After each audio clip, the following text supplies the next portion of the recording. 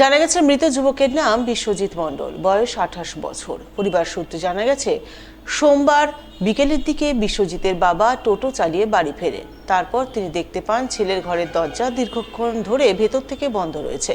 তাই তিনি প্রথমে ছেলের নাম ধরে অনেক ডাকাডাকি করেন, কিন্তু কোনো সাড়া না পেয়ে এলাকাবাসীকে সঙ্গে নিয়ে ঘরের দরজা ভাঙেন। আর দরজা ভেঙে ঘরে ঢুকতে লক্ষ্য করেন ছেলে গলায় ফাঁস লাগিয়ে ফ্যানের সিলিংয়ের সঙ্গে ঝুলছে। তাই তৎক্ষণাৎ খবর দেন মালদা থানায়। খবর পেয়ে পুলিশ গিয়ে মৃতদেহটি উদ্ধার করে ময়নাতদন্তে পাঠায়। স্থানীয় এক যুবক জানান, মৃত যুবক নেশায় প্রচণ্ডভাবে আসক্ত ছিল। নেশা করে মাঝে মধ্যে এলাকায় বিভিন্ন সমস্যা ও ঝুটঝামেলা করত।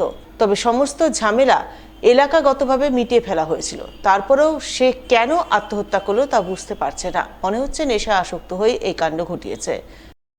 ঘটনা খুব সিম্পল ঘটনা, যে গোটা সমাজ যা হয়ে আসছে চারিদিকে, সমাজ প্রচণ্ড নেশাগ্রস্ত, যুব সমাজ নেশার দিকে ঝুঁকে পড়েছে।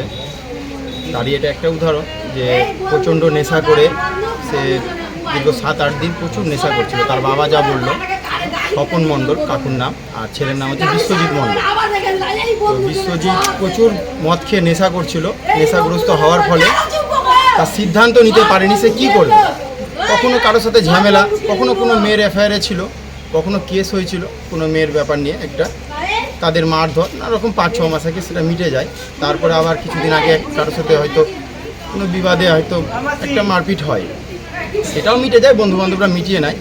তবে সমাজ নেশাগ্রস্ত, নেশার জন্য এই কীর্তি করা হয়েছে।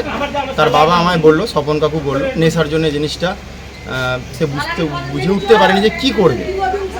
সে গলায় ফাঁস লেগে গতকাল এই বিকাল 5টা নাগাদ সে নিজের ঘরে নিজ গৃহে গলায় দড়ি লাগিয়ে একটা করে।